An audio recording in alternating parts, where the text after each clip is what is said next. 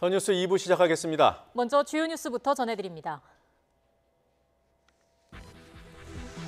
대법원이 기존 판례에서 60살로 인정한 육체 노동자의 가동 연한, 즉 일해서 돈을 벌 수 있는 정년을 65살로 높여야 한다고 판단했습니다. 55살에서 60살로 높인 전원 합의체 판결이 30년 만에 바뀌었습니다. 대법원이 65살로 높인 가동 연한은 실제 정년과 직접 관련은 없지만 사고로 다치거나 숨졌을 때 보험금과 손해배상액을 따지는 기준이 됩니다. 때문에 보험사가 지급해야 하는 보험금과 보험 가입자의 부담이 커질 수 있고 실제 정년이나 연금 제도 등을 둘러싼 논의도 뜨거워질 것으로 예상됩니다. 신생아 중환자실에서 영유아 4명이 잇따라 사망한 사건으로 재판에 넘겨진 이대 목동병원 조수진 교수 등 의료진 7명이 모두 무죄를 선고받았습니다. 재판부는 오염된 주사제로 폐혈증이 일어나 신생아들이 숨졌다는 인과관계를 인정하기 어렵다고 판단했습니다. 2차 북미 정상회담 의제 협상을 맡은 북한의 김혁철, 미국의 비건 특별대표가 어제 저녁과 오늘 아침 베트남 하노이에 입성했습니다. 하노이 선언에 담길 내용에 관한 실무 협상이 본격화하게 됐습니다. 트럼프 미국 대통령은 제재를 풀려면 북한에 진전된 조치가 있어야 한다면서 2차 회담 이후 추가 회담을 할 가능성도 내비쳤습니다. 지난해 4분기 기준으로 소득 양극화가 15년 사이 가장 심해진 것으로 나타났습니다.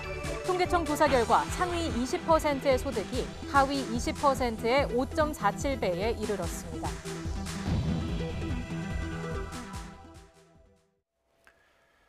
지난 2017년이었죠. 이대 목동병원에서 신생아 4명이 잇따라 숨진 사고와 관련해 당시 의료진들이 1심에서 전원 무죄를 선고받았습니다. 재판부는 의료진의 감염 관리 소홀이 일부 인정되지만 주사제 오염과 신생아 사망 사이의 인과관계를 입증하기에 증거가 부족하다고 판단했습니다. 취재기자 연결해서 자세한 내용 알아보겠습니다. 김태민 기자. 네, 서해부입니다. 네, 선고 내용 정리해 주실까요? 네, 오늘 오후 서울 남부지방법원에서 이대 목동병원 중환자실 의료진들에 대한 선고 공판이 열렸습니다. 당시 중환자실 실장이었던 조수진 교수 등 의료진 7명은 지난 2017년 12월 16일 주사제 감염 관리를 소홀히 해 치료를 받던 신생아 4명을 숨지게 한 혐의로 재판에 넘겨졌습니다.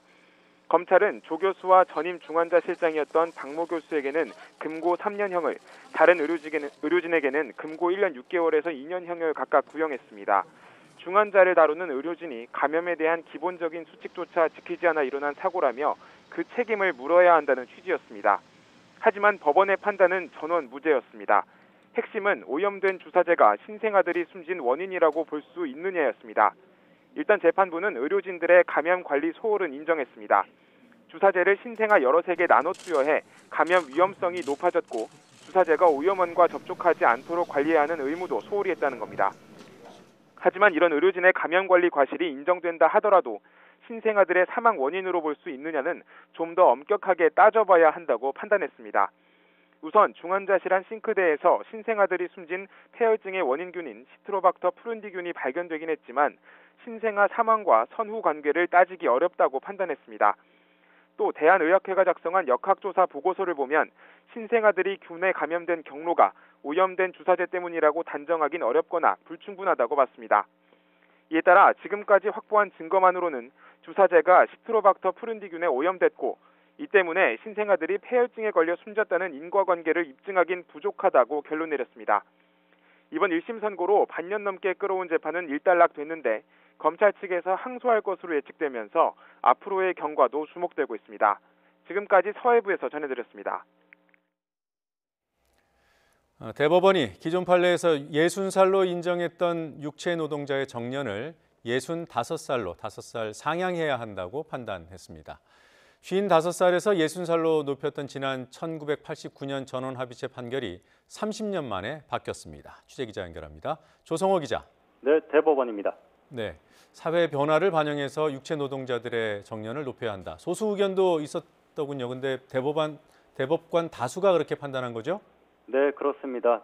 대법관 다수가 그렇게 판단을 하면서 대법원 전원합의체가 기존 판결에서 60살로 인정한 육체 노동자의 가동 연한을 65살로 상향해야 한다고 판결했습니다. 그러면서 말씀하신 것처럼 지난 1989년 12월 55살에서 60살로 높인 대법원 전원합의체 판례가 약 30년 만에 바뀌었습니다. 여기서 노동자의 가동연한이란 일해서 돈을 벌 수 있는 정년을 말합니다. 실제 정년과 직접적인 관련은 없지만 사고로 다치거나 숨졌을 때 보험금과 손해배상액을 따지는 기준이 됩니다. 김명수 대법원장을 비롯한 대법관 9명은 60살로 보는 견해는 더는 유지하기 어렵고 특별한 사정이 없다면 65살로 보는 게 경험칙에 맞는다고 판단했습니다.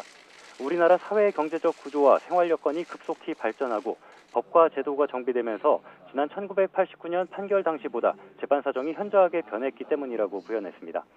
조희대 이동원 대법관은 63살로 보는 게 타당하다는 의견을 냈고 김재형 대법관은 일률적으로 65살로 정하기보다는 60살 이상으로 포괄적으로 선언하는 데 그쳐야 한다는 별개의 의견을 냈습니다. 자, 오늘 선고된 사건은 어떤 사건이었습니까? 네, 오늘 선고가 내려진 사건은 지난 2015년 8월 익사 사고로 자녀를 잃은 부모가 수영장 업체를 상대로 낸 손해배상 소송 상고심입니다. 앞서 하급심은 기존 판례에 따라 숨진 아이가 살아있었다면 60살까지 일할 수 있었다고 봐야 한다며 유족에게 2억 5천여만 원을 배상하라고 판결했습니다. 하지만 유족 측은 고령사회 진입과 평균 수명 연장 등 사회 변화를 고려해달라며 판결에 불복해 상고했습니다. 대법원은 가동연한 문제가 산업계와 국민 생활에 미치는 영향이 크다고 보고 대법원장과 대법관 12명이 참여하는 전원합의체에서 심리했고 지난해 11월에는 공개 변론도 열어 각계의 의견을 들었습니다. 가동연한을 65살로 인정하면서 배상액을 다시 계산하라며 2심 재판을 다시 하라고 판결했습니다.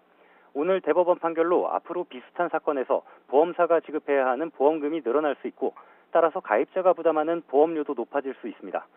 또 판결이 사회 변화상을 반영한 만큼 실제 정년이나 연금제도 등을 둘러싼 논의도 뜨거워질 거란 관측도 나옵니다. 지금까지 대법원에서 YTN 조성호입니다. 자, 들으신 대로 육체 노동자의 정년이 30년 만에 바뀌었습니다. 대법원이 1, 2심 판결을 뒤집고 정년을 65세로 늘렸습니다. 이번 대법원 판결로 적지 않은 변화가 일어날 것으로 예상됩니다. 중앙대학교 이병훈 사회학과 교수 전화 연결돼 있습니다.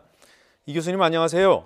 예, 안녕하십니까? 네, 오늘 판결 뉴스 들으셨을 텐데 어떻게 평가하십니까? 저도 이번 대법원 판결은 이제 빠른 고령화를 겪고 있는 우리 사회에 필요한 그 규범이 대법원 판결로 마련된 것으로 이렇게 판단합니다. 네. 자, 먼저 육체 노동자의 가동 연한 이런 표현이 있던데요. 이 가동 연한이라는 표현이 좀 비인간적이기는 합니다만 어떤 개념인지 간단히 설명 부탁드릴게요. 쉽게 얘기하면은 우리나라에서 일할 수 있는 나이가 몇 세까지인가? 사람이 정상적으로 일을 나이가 든다 하더라도 한다면 몇 세까지 할 수가 있을 것인가라고 하는 그런 하나의 기준으로 가동 연한이라는 것을 이제 법리적으로라든가 아니면 관련 사건에 적용해온 것으로 그렇게 말씀을 드립니다. 예. 자, 꼭 이번 사안이 아니더라도 정년 연장과 관련해서는 사회적 논쟁이 있어 오지 않았습니까? 예. 예. 어떤 쟁점들이 있었습니까? 저희가 지난 박근혜 정부 시절 2013년인가로 기억되는데요. 예. 법정 정년을 60세로 그러니까 새롭게 법제화를 했습니다. 예. 그 이후에 우리 사회가 말씀드린 것처럼 그 생산 가능 인구도 줄고 고령화가 진행이 되다 보니까 정년 연장을 해야 되는 게 아닌가라고 하는 그런 좀 문제제기가 있었고요. 서구 선진국이나 아니면 일본 같은 경우는 이미 65세로 연장을 하기도 하고 그리고 또 국민연금이 65세로 수급 연령이 맞춰지다 보니까 거기에 맞는 정년 연장을 해야 된다라는 논의가 사실 심각하게 되기보다는 아무튼 그런 필요성에 대한 제기가 되어 왔는데 이번 대법원 판결로 이 정년에 대한 정년이 앞서 말씀드린 가동 연한하고 어떻게 보면 비슷한 개념일 텐데요. 몇 세까지 정상적으로 노동시장에 일할 수 있는가라는 새로운 하나의 기준 증거가 마련이 됐으니까 그런 논의가 좀 더 활발하게 등장이 될 수도 있지 않을까 생각합니다. 예. 자, 오늘 육체 노동자에 한해서 65세로 늘어났는데요. 선진국과 비교할 때 이 육체 노동자의 정년이 여전히 낮은 수준인가요? 어떻습니까? 이번 판결이 의미가 있는 거는 지난 89년에 55세에서 60세로 정해진 것을 30년 만에 이제 65세로 늦췄는데요. 이미 일본이나 영국 그런 국가 우리보다 선진국이라고 할 수 있는 나라에서는 65세로 이미 된 데도 있고 그리고 독일 같은 경우는 67세와 같이 그만큼 건강 수명이 그 고령화 더불어서 의료 기술이라든가 여러 가지 이제 발전에 따라서 실제 건강하게 생활을 누릴 수 있는 노인 인구가 65세까지 충분히 일을 할 수가 있다, 좀 그 이상으로 할 수가 있다 하면서 대부분 선진국에서는 그 지금 말한 가동 연한을 내지는 정년을 65세 그 이후로까지 그렇게 늦추고 있는 상황입니다. 예. 자, 전 세계적인 추세다 이렇게 이해가 됩니다. 자, 우리나라 앞서 뭐 교수님께서도 말씀하셨습니다만 우리나라 현행 국민연금 수급 또 수급자 기준 그리고 노인복지법상 노인 연령 기준 이미 만 65세예요. 자, 예. 근데 일반 정년은 뭐 지난 정부에서 60세까지 올라가기는 했습니다만 앞으로 더 늘어나야 한다. 그게 추세다 이렇게 보시는지요? 예, 길게 보면은 저희도 그 법정 정년을 없애거나 아니면 65세에 이미 그 일본 내지는 독일 등과 같이 예. 그 늦출 수밖에 없지 않는가라고 하는 게 이제 어떻게 보면 불가피한 추세로 보는데요. 네. 단기적으로는 청년 실업 문제라든가 네. 노동시장의 일자리 문제가 워낙 심각하다 보니까 그런 점들이 다 하나씩 따지면서 네. 좀 논의 그 사회적인 공감대라든가 노사 단체의 여러 이견들이 좁혀져 나가는 그런 진행이 좀 일정하게 시간이 필요하지 않을까 생각합니다. 예. 뭐 정년이 늘어나야 한다는 추세에는 별로 이견이 없겠지만 지금 말씀하신 대로 뭐 청년 취업 문제라든가 여러 가지 여파를 고려해야 된다 이런 말씀이신데 예. 이 지금 언급하신 청년 취업하고 정년 연장하고는 구체적으로 어떤 상관관계가 있습니까? 사실 법적 정년 연장을 하면서 예.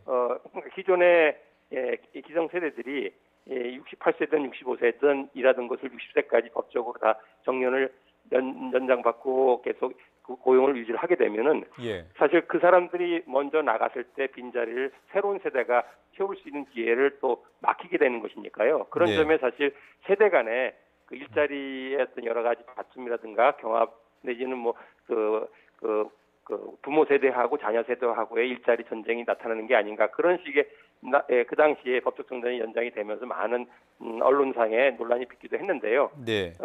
사실 청년 실업 문제가 매우 심각한 사회적인 문제인 건 우리가 다 아는 사실인 만큼 정년 연장이 되면서는 또 그 청년들한테 일자리 기회가 그만큼 좀 그 막히는 것을 같이 풀어야 된다. 해서 단순히 논란으로만 우리가 바라볼 게 아니라 예. 그러면 그러니까 정년 연장의 혜택을 받는 그런 기성 고령 세대들이 임금을 좀 낮추면서 그 모아진 임금 갖고 새로운 청년들한테 일자리 기회를 제공하는 그런 일자리 세대 간 나누기와 같은 일자리 공유와 같은 그런 방식의 좀 모색이 많이 필요한 점이 이후에 만약 법적 정년이 연장이 된다 하고 청년들의 이런 실업 문제가 계속된다 한다면 세대 간의 일자리 나누기의 필요성은 더욱더 크게 대두가 되지 않을까 생각합니다. 예.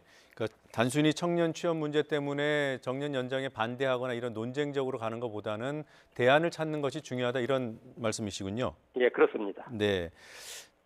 지금 뭐 청년 취업 이거 말고도요, 뭐 산업계 전반이라든가 특히 재계에서 정년 연장에 따른 부담이 커진다고 주장하고 있는 거죠.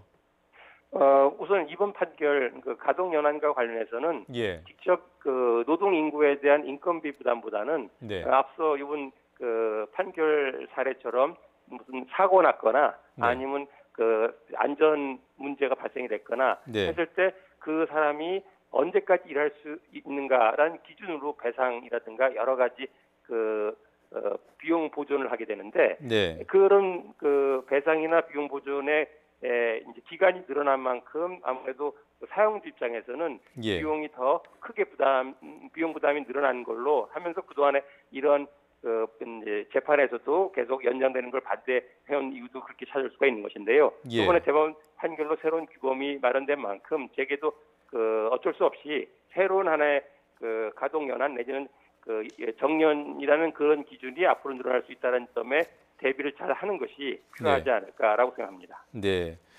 자, 이 뭐 기업에서 구조 조정 같은 거를 할 때 뭐 명퇴금을 주거나 이런 데 있어서도 업계 부담이 늘어나는 거는 사실이겠네요.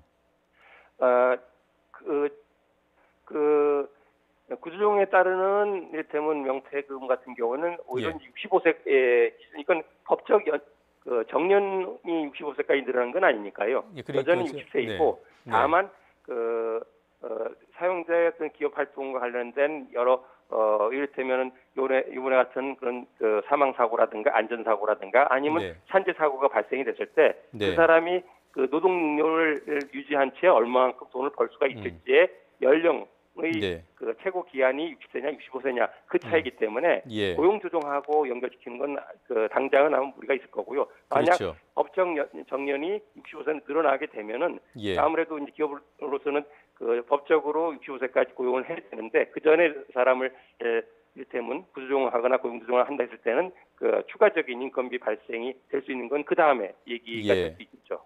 예, 그러니까 오늘 판결 난 거는 육체 노동자에 한한 것이어서 안전사고라든가 이런 보상에 문제가 생기는 것이고, 제가 질문드렸던 부분은 이것이 이제 법정 정년 연장으로까지 이어졌을 경우에 그때 이제 그런 문제가 생기는 거죠. 구조조정 그렇습니다. 비용이라든가. 예, 오늘 말씀 잘 들었습니다. 지금까지 중앙대학교 이병훈 사회학과 교수셨습니다. 교수님 잘 들었습니다. 고맙습니다. 예. 자, 세월호 참사 당일 청와대가 생산하거나 보고받은 문서의 목록을 비공개한 처분이 정당하다는 법원 판단이 나왔습니다. 서울고등법원은 송기호 변호사가 대통령 기록관을 상대로 정보 비공개 처분을 취소하라며 낸 소송 항소심에서 1심을 뒤집고 원고 패소 판결을 내렸습니다. 앞서 송 변호사는 세월호 참사 당일 구조활동과 관련해 대통령 비서실과 경호실, 국가안보실에서 생산하거나 접수한 문건 목록에 대해 정보 공개를 청구했지만 비공개 통보를 받았습니다. 이에 대해 송 변호사는 황교안 당시 대통령 권한대행이 박근혜 전 대통령 재임 당시 세월호 7시간 문서를 대통령 지정 기록물로 봉인한 건 부당하다며 지난 2017년 행정소송을 냈습니다. 1심 재판에서는 해당 문건이 대통령 지정 기록물의 요건을 갖추지 못했다며 송 변호사의 손을 들어줬습니다. 송 변호사는 이번 2심에서 결과가 뒤집힌 데 대해 국가안보나 사생활 등 예외적인 사유로만 지정 기록물로 관리하게 한 입법 취지에 어긋나는 판결이라며 판결문을 검토한 뒤 상고하겠다고 밝혔습니다. 북미 양측의 의제 협상을 담당하는 두 특별대표가 하노이에 입성했습니다. 이제 하노이 선언에 담길 내용을 조율하는 의제 관련 실무 협상이 본격화할 것으로 보입니다. 취재기자 연결해서 하노이 현지 상황 알아보겠습니다. 한현희 기자. 네, 베트남 하노이 영빈관 앞입니다. 네, 김혁철 특별대표 아직도 숙소에 머물고 있습니까? 네, 조금 전 김혁철 특별대표 이곳 숙소를 떠났습니다. 김성애 통일전선 실장과 함께 동행했는데요. 아직까지 목적지는 확인되지 않고 있지만 북미 간 실무 협상이 본격화하고 있는 것으로 보입니다.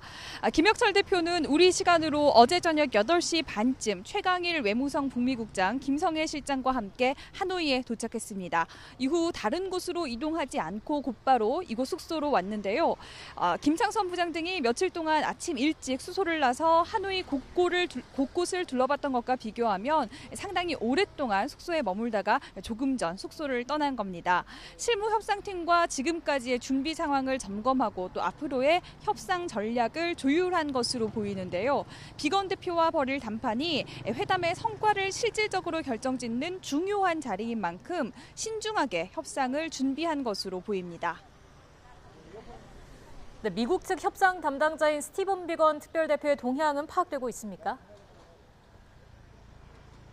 네, 스티븐 비건 특별대표 오늘 오전 하노이에 도착한 것으로 알려졌습니다.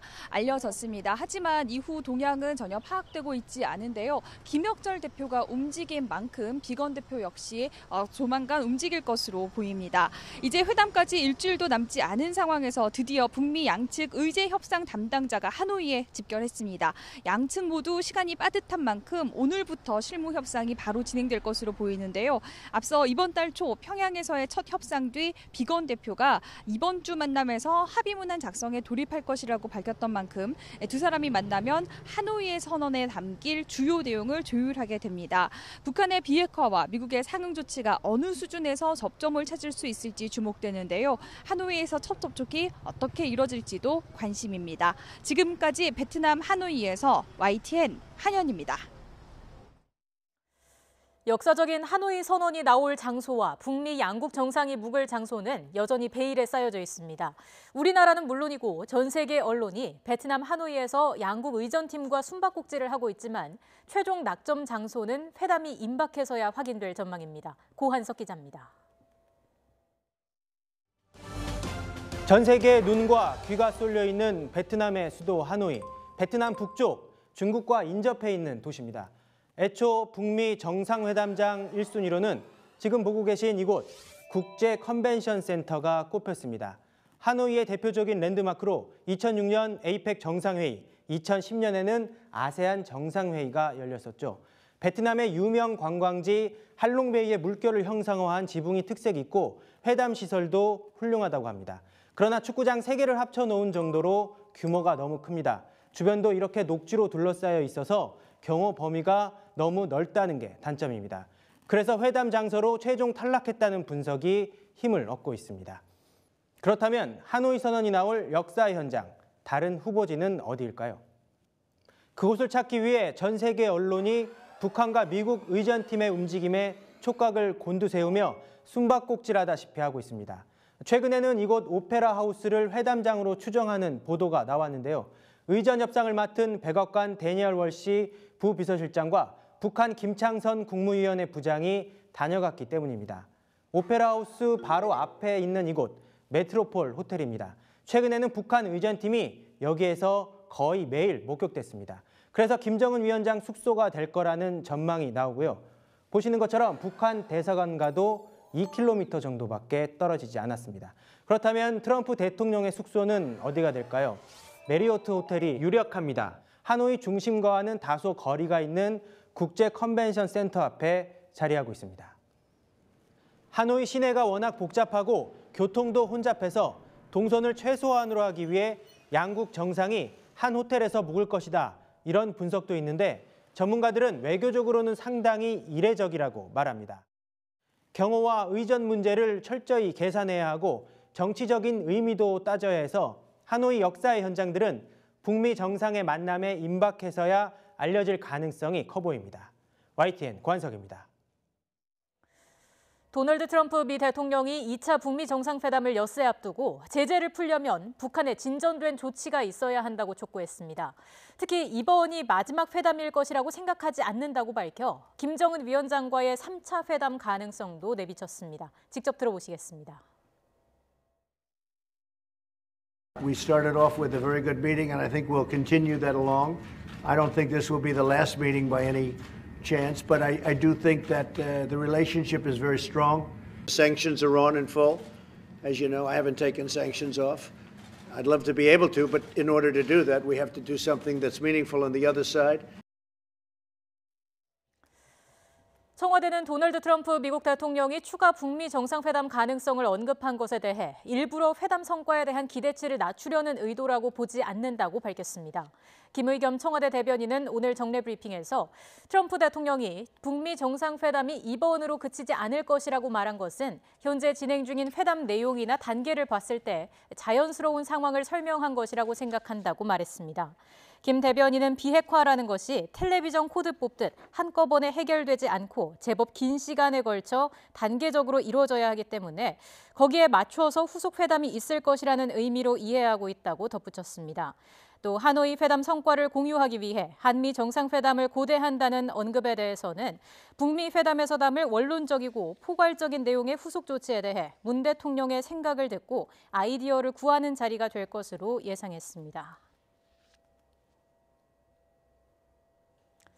네, 방금 들어온 소식 전해드리겠습니다. 서울중앙지방법원은 오늘 뇌물과 직권남용 등의 혐의로 재판에 넘겨진 전병헌 전 청와대 정무수석에 대해 징역 5년에 벌금 3억 5천만 원을 선고했습니다. 다만 불구속 상태에서 항소심 재판을 받을 수 있도록 법정 구속은 하지 않았습니다. 재판부는 전 전 의원이 국회의원 시절 홈쇼핑 재승인 중단과 관련해서 3억 원 상당을 받는 등 국회의원의 공정성과 천명성을 훼손했다고 밝혔습니다. 또 정무수석 시절 예산 20억 원을 한국 e스포츠 협회에 배정하게 하는 등 직권을 남용해 국민 혈세를 낭비했다고 봤습니다. 전 전 의원은 국회 미래창조과학통신위원회 소속 의원 시절 롯데홈쇼핑과 GS홈쇼핑, KT에 요구해서 모두 5억 5천만 원을 e스포츠 협회에 후원하게 한 혐의로 지난해 재판에 넘겨졌습니다. 또 청와대 정무수석을 지낸 지난 2017년 한국 e스포츠 협회에 예산 20억 원을 배정하도록 지시하고 협회 자금을 횡령한 혐의도 받고 있습니다. 앞서 전 전 의원은 지난달 결심 공판에서 검찰이 무리한 수사로 재판에 넘겼다며 무죄를 주장했습니다. 다시 한번 전해드리겠습니다. 오늘 서울중앙지방법원이 뇌물과 직권남용 등의 혐의로 재판에 넘겨진 전병헌 전 청와대 정무수석에 대해 징역 5년에 벌금 3억 5천만 원을 선고했습니다. 관련 내용 다시 또 정리를 해서 전해드리도록 하겠습니다. 다음 소식입니다. 여야가 2월 임시국회를 여는데 합의점을 찾지 못하고 있습니다. 이런 가운데 여야의 공방이 이어지고 있습니다. 더불어민주당은 한국당 당대표 후보자들의 탄핵 불복 발언을 강하게 비판했고 한국당 지도부는 민주당의 재판 불복을 비판하는 등 강공을 펼쳤습니다. 국회 취재기자 연결합니다. 염혜원 기자. 네, 국회입니다. 네, 여야의 치고받는 공격이 계속되고 있습니다. 먼저 민주당은 한국당을 향해서 극우로 치닫고 있다, 이런 비판을 하고 있죠. 네, 민주당은 한국당이 극우의 길을 고집하면 국민의 저항에 부딪히게 될 것이라고 경고했습니다. 홍영표 원내대표는 한국당이 국민적인 분노를 정치 공세로 치부하며 비뚤어진 역사인식을 바로잡을 생각이 없어 보인다고 지적했습니다. 또 당권 주자인 전직 총리까지 탄핵의 적절성에 대해서 세모라고 답하며 말장난을 하고 탄핵을 부정하는 간담회를 국회에서 열겠다고 한다며 규탄했습니다. 이어 여전히 보수 냉전 시대의 잣대로 한반도 평화에 재를 뿌리는 행태도 보이고 있다고 목소리를 높였습니다.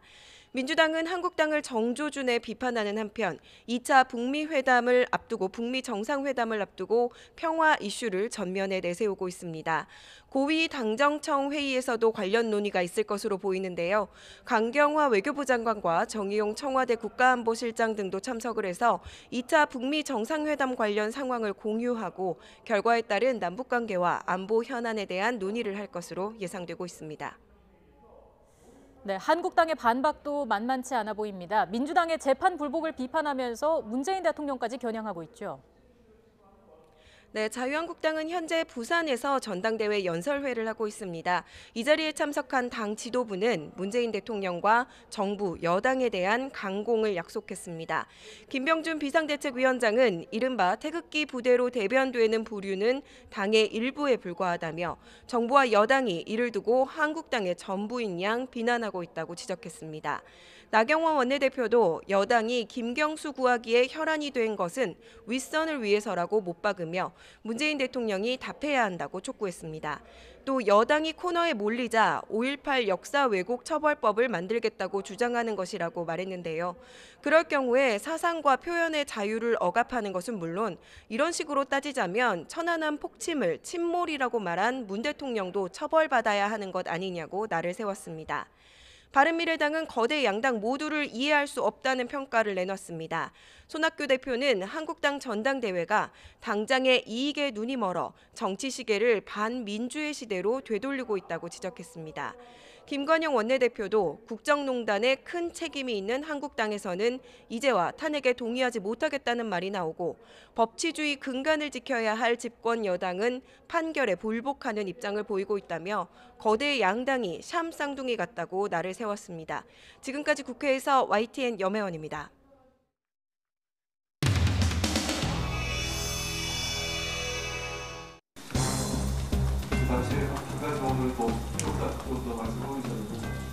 선진화법이 제정된 지 벌써 여러 해가 지났고 국회는 선진화법 이전의 국회와 이후의 국회로 구분될 수밖에 없다고 생각을 합니다.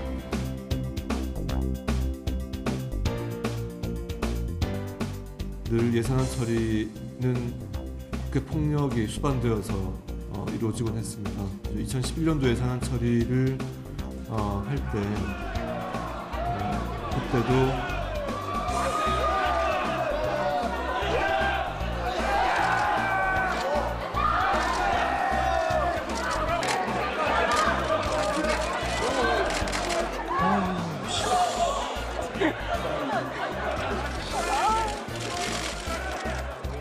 문명 사회에서 도저히 상상하기 어려운 것이 일상화된 것이 국회 모습이었습니다.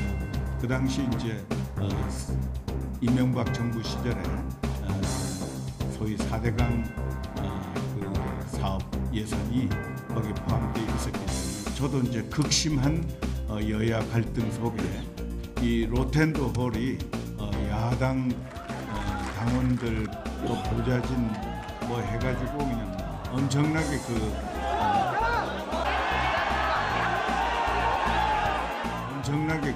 저항하는 그 벽을 뚫고 들어가서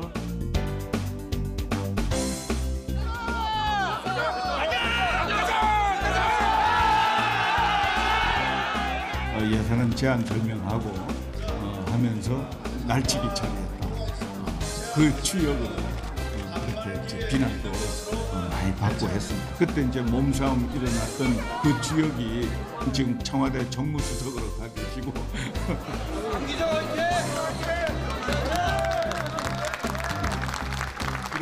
그런 이제 에피소드도 있는데 저는 18대에 국회에 처음 왔고 제가 1년 늦게 들어왔습니다. 들어와서 오자마자 시작한 것이 본회의장 점거 농성이었습니다.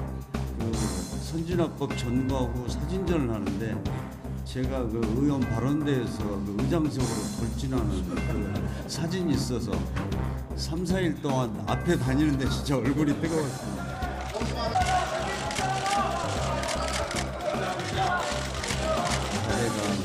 그때는 제가 훨씬 더 젊었기 때문에 그 몸싸움에 가장 앞장섰고 아마 그 18대 국회 그런 현장에 있었던 모든 의원들은 그런 자괴감이 다 있었습니다.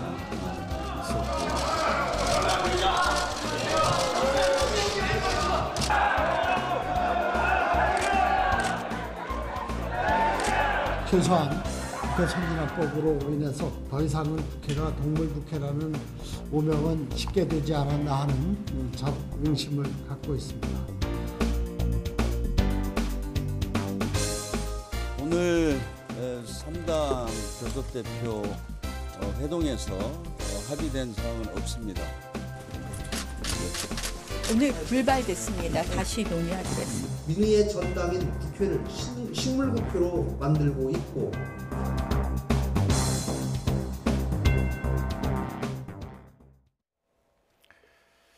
지난해 4분기 기준으로 상하위 소득 격차가 15년 사이 가장 크게 벌어진 것으로 나타났습니다.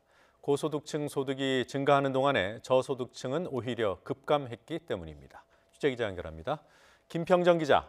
네, 경제부입니다. 네, 소득 분배가 더 악화됐다. 통계청 조사 결과인가요? 네, 소득 격차의 정도를 알려주는 통계청의 소득 부문 가계 동향 조사 결과입니다. 지난해 4분기 기준으로 지난 2003년 이후 상하위 소득 격차가 가장 커진 걸로 나왔습니다. 소득 격차는 가구원 한 명이 세금이나 보험료 같은 필수 지출 항목을 뺀 자유롭게 쓸 수 있는 소득을 말하는 균등화 처분 가능 소득으로 따지는데요. 이 균등화 처분 가능 소득이 소득 상위 20%는 450만 6천 원이고 하위 20%는 82만 3천 원입니다. 상위 20%가 하위 20%의 5.47배를 더 많이 벌어서 4분기 기준으로 최대 격차가 된 겁니다. 네, 이렇게 양극화가 더 심해진 이유가 궁금합니다. 통계 수치에서 파악되는 게 있습니까? 간단히 얘기하면 소득이 저소득층은 줄고 고소득층은 늘었기 때문입니다. 한 가구의 한 달 평균 소득으로 따져봤을 때 상위 20% 가구는 932만 4천 원, 하위 20% 가구는 123만 8천 원씩 법니다. 지난해 같은 기간보다 상위 20%는 10.4%가 증가한 반면에 하위 20%는 17.7%나 줄어서 당연히 격차가 더 커지게 된 겁니다. 소득 하위 20%는 가구원 가운데 취업자 수가 전년 동기보다 줄어서 자연히 근로소득 역시 감소할 수밖에 없었습니다. 네, 그러니까 결국 일자리 문제가 소득 격차 악화에도 영향을 미쳤다 이렇게 볼 수 있겠군요. 네, 취업한 가구원 수가 고소득층은 별로 변화가 없는 반면에 저소득층으로 갈수록 더 많이 줄었습니다. 통계청 역시 고용 문제가 소득 분배 악화에 영향을 미친 것으로 보고 있습니다. 직접 들어보겠습니다. 2018년 중에 고용 상황이 특히 한 개의 일자리를 중심으로 해서 좋지 못했던 것이 소득 분배 상황이 악화되는 큰 요인으로 생각을 하고 있고요. 또 소득 20%에서 40% 사이 가구도 사업 소득이 18%나 준 것을 보면 자영업자의 위기도 소득 양극화 심화의 한 요인을 차지하는 걸로 보입니다.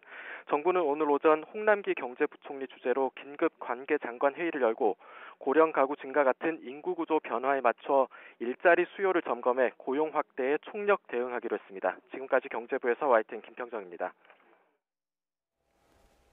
달걀의 산란 일자를 의무적으로 표기하는 제도가 모레부터 시행됩니다. 소비자들이 신선한 달걀을 선택하도록 정보를 주겠다는 목적입니다. 양계 농가들은 생산 관리와 재고 부담으로 어려움을 호소하면서도 제도 시행에 동의했다고 합니다. 취재기자 전화로 연결합니다. 천상규 기자. 네, 달걀 껍데기에 산란 일자 표기하는 제도 예정대로 23일 그러니까 모레부터 시행되는 거죠? 네, 그렇습니다. 앞으로 소비자들이 달걀을 구입할 때 언제 낳은 것인지 확인할 수 있게 됩니다. 지금도 물론 달걀 그 포장지에는 유통기한이 표시되어 있지만 앞으로는 달걀 하나하나의 껍데기에 알을 낳은 일자를 직접 표기하게 됩니다. 예를 들어 2월 23일 낳은 달걀일 경우 02 이상과 같이 4자리로 표시합니다. 이렇게 되면 달걀에는 생산 농가와 사육 환경을 나타내는 6자리 표시와 함께 산란 일자 4자리가 추가돼 표시가 모두 10자리로 늘어납니다. 현재 달걀 유통기한은 포장지 겉면에 표기되어 있는데 보통 30일 정도입니다. 그러나 이 유통기한의 기준이 알을 낳은 날이 아니라 농장에서 달걀을 가져와 유통을 위해 포장하는 날짜입니다. 때문에 정확한 산란일을 확인할 수 없어서 소비자들이 불안해왔습니다. 양계 농가들은 그동안 산란 일자 표기에 반대해왔던 것으로 압니다. 이번에는 제도 시행에 동의를 한 겁니까? 네, 그렇습니다. 정부는 2017년 달걀 살충제 파동으로 소비자의 불신이 커지자 안전성 확보를 위해서 산란일자 표시 의무화를 추진해왔습니다.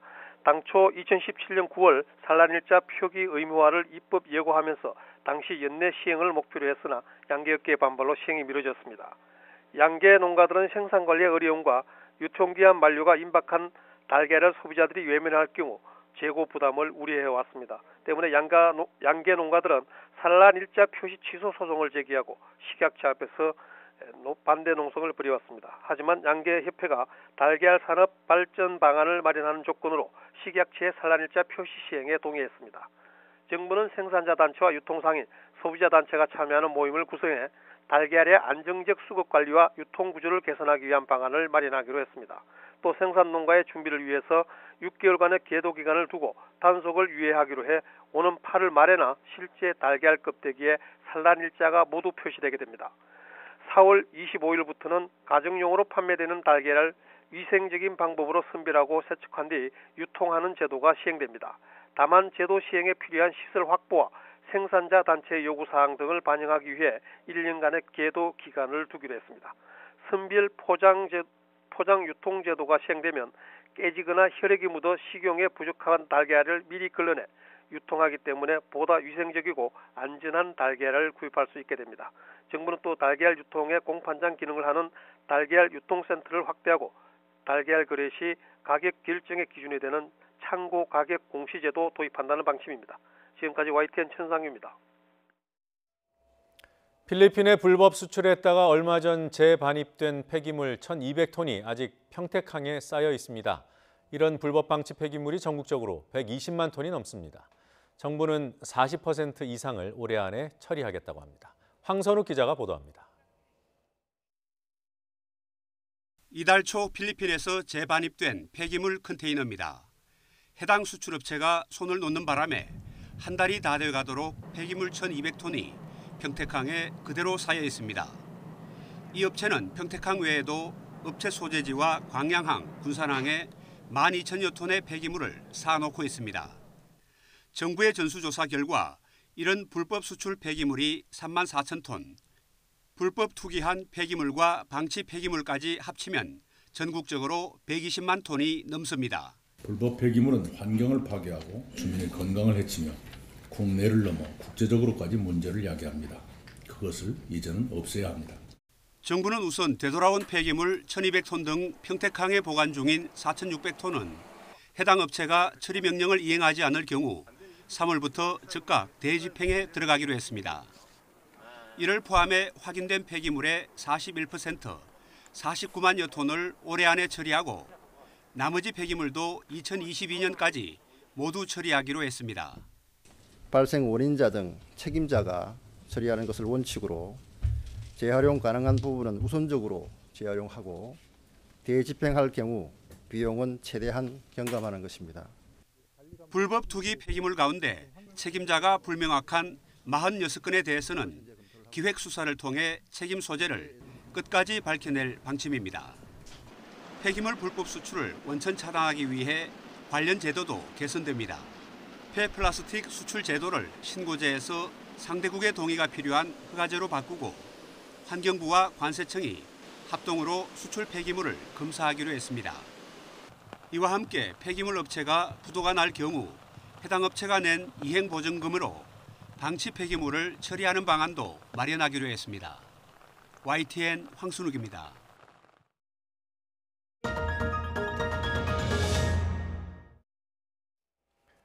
전통시장에서 쓰는 온누리 상품권은 부정한 사용을 막기 위해 은행으로 돌아오면 모두 폐기합니다. 그런데 폐기됐어야 할 온누리 상품권 100여 장이 시중에 다시 유통돼 경찰이 수사에 착수했지만 아무것도 밝혀내지 못했습니다. 하지만 YTN 취재 결과 폐기업체 내부에서는 유출한 직원이 누구인지 알고 있다는 대답을 들었습니다. 한동호 기자의 단독 보도입니다. 지난해 12월 소상공인시장 진흥공단에 고발장을 접수한 경찰. 불과 한 달 만에 폐기업체에 무혐의 처분을 내렸습니다. 업체가 상품권을 빼돌린 증거를 찾을 수 없다는 거였습니다. 상품권 같으면은 이렇게 받을 때마다 스캔으로 하잖아요, 다 바코드로. 근데 이거는 그냥 시장에서 그대로 다시 재사용이 막 되잖아. 이게 언제 들어온지도 모르고 어느 은행에 들어왔는지도 모르고 확인할 방법이 없는 거예요. 하지만 폐기업체는 누가 빼돌렸는지 알고 있었습니다. YTN 취재진이 만난 폐기업체 간부는 하청업체인 재활용센터 직원이 40여 장을 빼돌렸다고 말했습니다. 보통 파쇄기에 상품권을 상자째로 넣다 보니 일부가 갈리지 않는 경우가 생기는데 담당자가 이를 발견하고 유출했다는 겁니다. 파쇄하고 재활용센터를 보냈는데 재활용센터에서 보니까 파쇄가 안 된 게 있었던가 봐요. 그래서 재활용센터 직원이 그걸 가지고 유출해가지고 그걸 유통을 해주겠는데 그 관련해가지고 보상을 다 했고. 이 사실을 까맣게 몰랐던 경찰. 유출된 상품권 114장을 토대로 은행에서 상점, 상점에서 고객 순으로 추적 조사할 수 있었지만 시도조차 안 했습니다. 온누리 상품권이 현금처럼 돌고 돌기 때문에 지뢰의 범인을 찾을 수 없을 거라 단정한 겁니다. 폐기 업무를 담당한 직원들의 통신 내역 조회도 없었고 유출자를 찾을 수 없다고 둘러대는 폐기업체 말만 믿은 겁니다. 폐기를 담당한 직원들, 그분들에 대한 뭐 통신 내역 조사 같은 건 혹시 없었나요? 그건 통신을 해봤자 아무것도 안 되죠. 자체 말하자면 감사팀 같은 게 있는데 거기서 조사해도 찾을 수가 없었다는 거예요. 폐기업체의 잘못된 선택과 정부의 관리태만, 여기에 경찰의 부실 수사까지 맞물리면서 유출된 상품권은 있지만 처벌받은 사람은 없는 어이없는 결론으로 마무리됐습니다. YTN 한동우입니다. 3.1 독립운동은 그 역사적 중요성에도 불구하고 관련 공식 통계조차 없는 실정이었습니다. 당시의 만세 시위의 전개 과정을 담은 세세한 기록이 100년 만에 데이터로 복원됐습니다. 이 데이터를 토대로 YTN 데이터 저널리즘 팀이 다시 시각화를 했습니다. 100년 만에 복원된 3.1 만세 시위, 함영건 기자가 전해드립니다.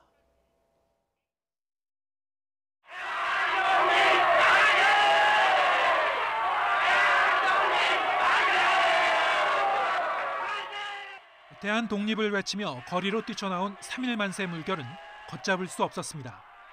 처음엔 종교인과 학생이 주도했던 만세운동은 지역 주민이 대거 합류하며 그 열기를 더했습니다. 경기도 장안면 우정읍 일대에서는 주민 총 2,000명이 참여해 새벽부터 저녁까지 장소를 7곳으로 옮겨가면서 만세 시위를 이어갔습니다.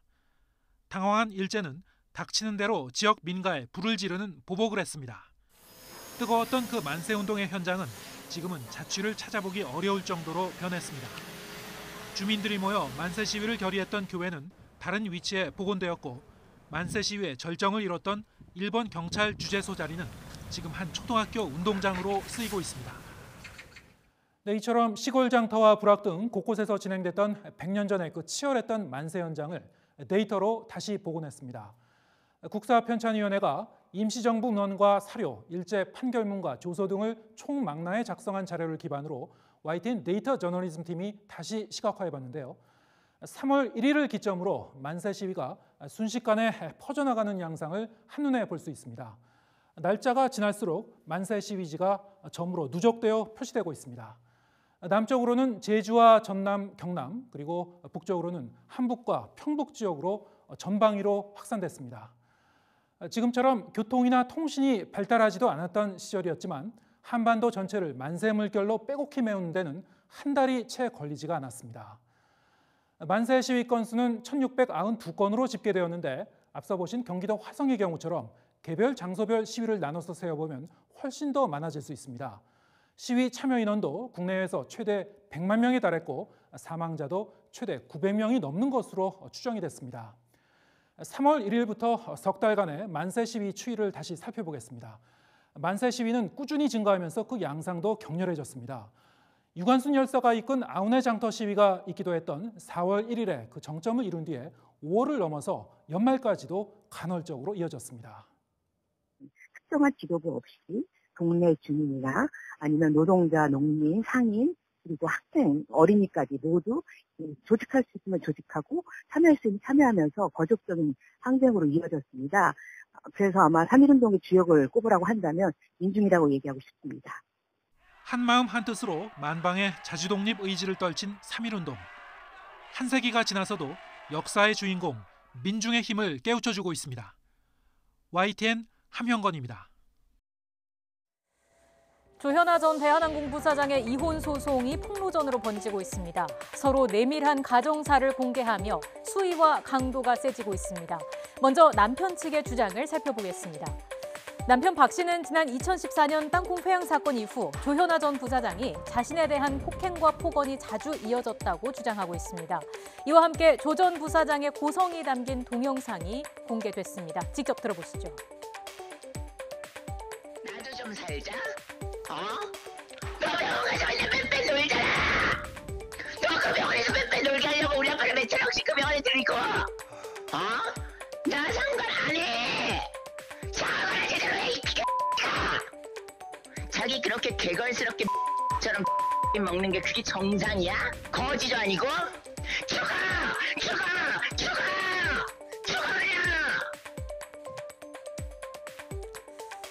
네, 박 씨는 또 이렇게 목에 난 상처와 함께 아내가 던진 태블릿 PC에 발을 다쳤다며 관련 사진을 공개했습니다. 급기야는 조 전 부사장을 폭행 혐의로 경찰에 고소했습니다. 전문가는 남편 박 씨가 자신이 폭행을 당했다는 주장의 신뢰성을 높이기 위해 고소를 강행한 것으로 분석하고 있습니다.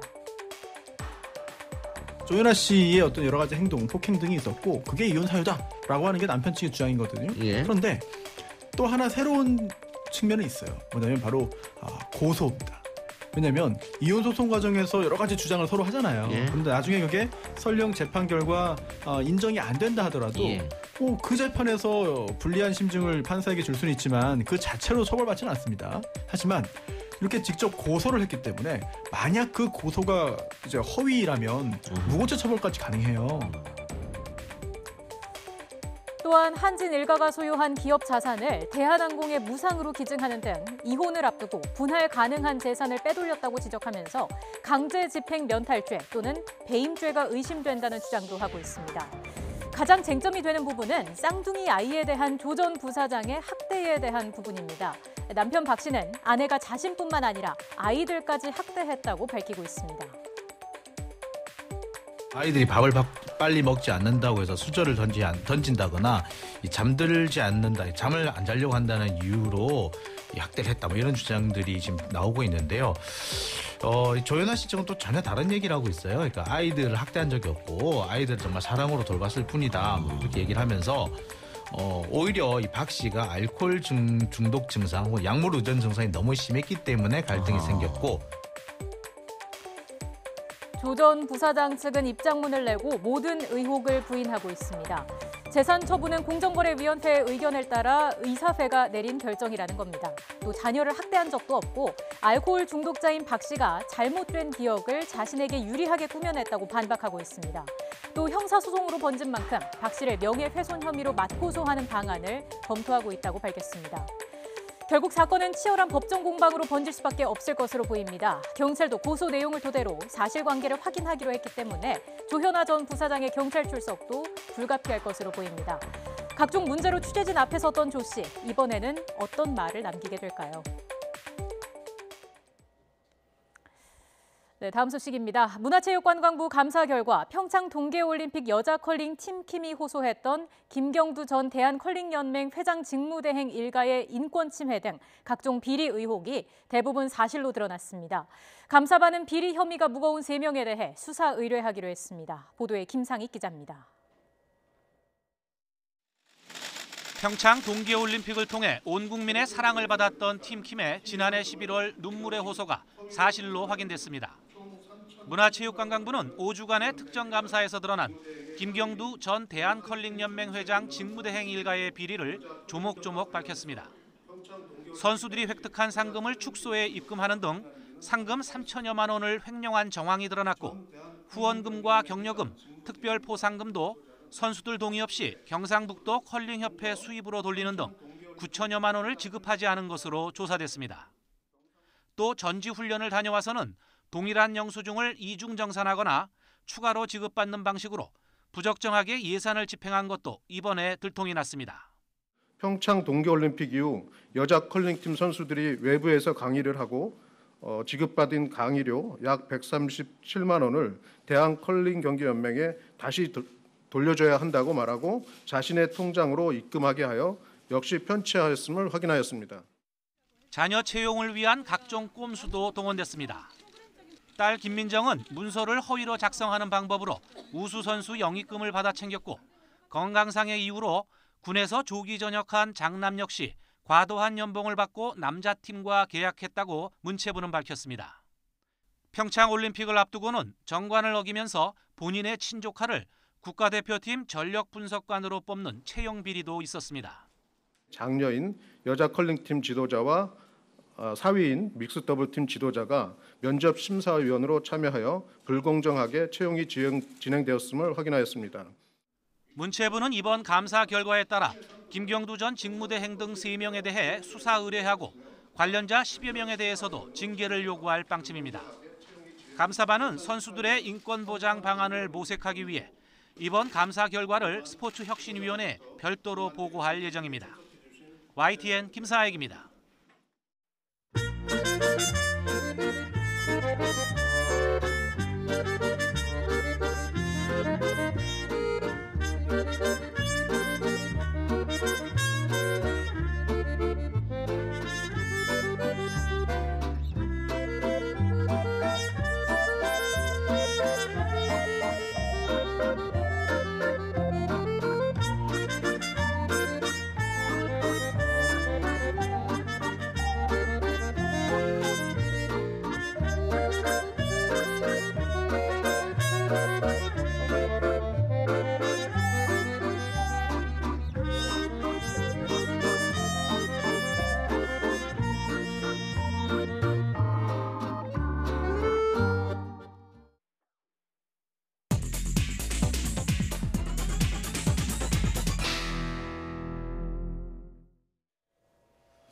뉴스브리핑입니다. 홈쇼핑 업체 등으로부터 후원 명목으로 수억 원을 건네받은 혐의로 전병헌 전 청와대 정무수석에게 1심에서 실형이 선고됐습니다. 취재기자 연결해서 알아보겠습니다. 양희력 기자. 예, 서울중앙지방법원입니다. 네, 법원의 양형 이유 어떻게 나왔습니까? 예, 서울중앙지방법원은 오늘 뇌물과 직권남용 등 혐의로 재판에 넘겨진 전병헌 전 청와대 정무수석에 대해 실형을 선고했습니다. 뇌물수수 혐의는 징역 5년에 벌금 3억 5천만 원을, 직권남용 등 혐의는 징역 1년에 집행유예 2년이 내려졌습니다. 다만 불구속 상태에서 항소심 재판을 받을 수 있게 법정 구속은 하지 않았습니다. 재판부는 전 의원이 국회의원 시절 홈쇼핑 재승인 중단과 관련해 3억 원 상당을 받는 등 국회의원의 공정성과 청렴성을 훼손했다고 밝혔습니다. 또 정무수석 시절 예산 20억 원을 한국 e스포츠협회에 배정하게 하는 등 직권을 남용해 국민 혈세를 낭비했다고 봤습니다. 전 의원은 국회 미래창조과학통신위원회 소속 의원 시절 롯데홈쇼핑과 GS홈쇼핑, KT의 요구에 모두 5억 5천만 원을 e스포츠협회에 후원하게 한 혐의로 지난해 재판에 넘겨졌습니다. 또 정무수석을 지낸 지난 2017년 한국 e스포츠협회에 예산 20억 원을 배정하도록 지시하고 협회 자금을 횡령한 혐의도 받고 있습니다. 앞서 전 전 의원은 지난달 결심 공판에서 검찰이 무리한 수사로 생사람을 잡고 있다며 무죄를 주장했습니다. 군사이버사령부의 정치관여 댓글 작성을 지시한 혐의로 재판에 넘겨진 김관진 전 국방부 장관은 1심에서 징역형을 선고받았다고요? 예, 서울중앙지방법원은 오늘 오전 김관진 전 국방부 장관에 대해 징역 2년 6개월을 선고했습니다. 다만 앞서 구속 적부심에서 풀려났고 다른 재판을 함께 받고 있다는 점 등을 고려해 법정 구속하지는 않았습니다. 김 전 장관과 함께 재판에 넘겨진 임관빈 전 국방부 정책실장은 금고 1년 6개월에 집행유예 3년을, 김태효 전 청와대 기획관은 벌금 1,000만 원을 선고받았습니다. 재판부는 김 전 장관이 군의 정치적 중립 의무를 저버리고 수사와 재판에서 실체적 진실을 밝히는 과정을 방해해 법치주의를 훼손했다고 지적했습니다. 다만 2012년 6월 사이버사령부가 댓글 공작에 투입할 국무원 채용 과정에 친정부 성향을 판별하도록 직권을 남용한 혐의에 대해서는 검찰이 제기한 증거가 부족하다며 무죄로 판단했습니다. 김 전 장관 등은 지난 2012년 총선과 대선을 앞두고 당시 여당을 옹호하고 야권을 비난하는 온라인 댓글을 9,000회 정도 게시하도록 지시하고 이후에는 사건을 은폐하려 한 혐의 등으로 재판에 넘겨졌습니다. 앞서 검찰은 지난해 8일 열린 결심 공판에서 김 전 장관에게 징역 7년을, 임 전 실장에 대해 징역 5년과 벌금 6천만 원, 김 전 기획관에 대해선 징역 5년을 구형했는데요. 김 전 장관은 최후 진술에서 부하들의 지나친 과욕으로 위법 행위가 이루어졌다면 그 책임은 장관인 자신에게 있다며 부하들을 선처해달라고 말했습니다. 지금까지 서울중앙지방법원에서 YTN 양희leg입니다. 바른미래당 하태경 의원과 지만원 피해자 대책위원회는 국회 토론회를 열어 5.18 북한군 개입설을 정면 반박했습니다. 하태경 의원은 구구 논객 지만원 씨의 사기 행각은 수년 동안 일부 탈북자와 정치인 세력을 거쳐서 누적돼 오다가 최근 폭발했다면서 앞으로 남북 관계에서 새 위험 요소가 생겼다고 우려했습니다. 토론회에 참석한 얼굴인식 분야 전문가인 최창석 명지대 정보통신공학과 교수는 지만원 씨가 북한 특수부대 이른바 광수로 지목한 6명을 감정한 결과 지 씨의 주장이 거짓이라고 밝혔습니다.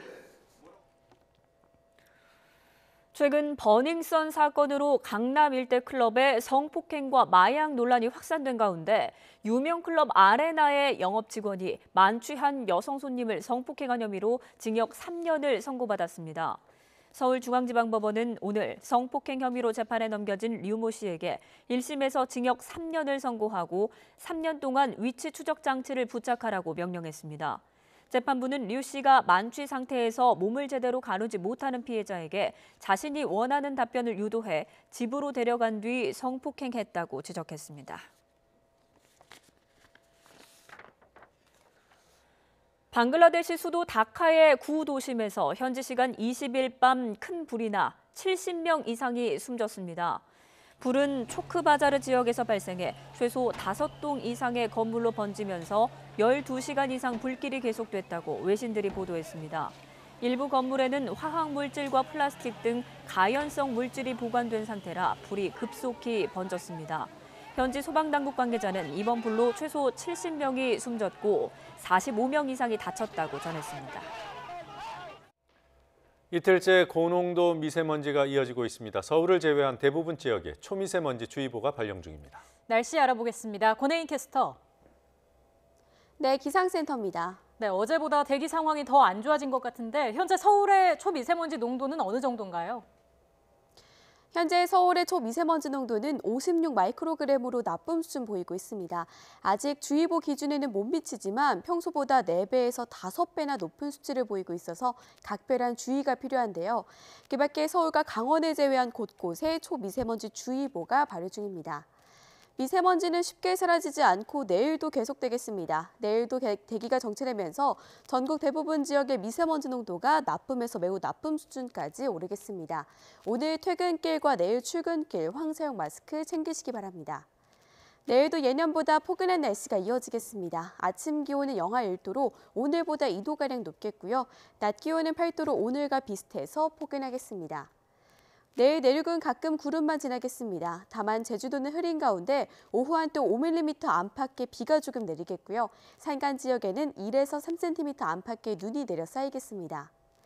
내일 아침 기온은 오늘보다 1에서 4도가량 높겠습니다. 서울 아침 기온 영하 1도, 부산 6도, 평양 영하 6도로 예상되고요. 낮 기온은 오늘과 비슷하겠습니다. 서울 낮 기온 8도, 금강산 9도, 울릉도 10도로 예상됩니다. 토요일에는 강원 영동 지역에 비가 내리겠고요. 기온은 오름세를 보이며 포근해지겠습니다. 지금까지 날씨 정보였습니다. 더 뉴스 마칠 시간입니다. 저희는 내일도 진실에 한 발 더 다가가겠습니다. 고맙습니다.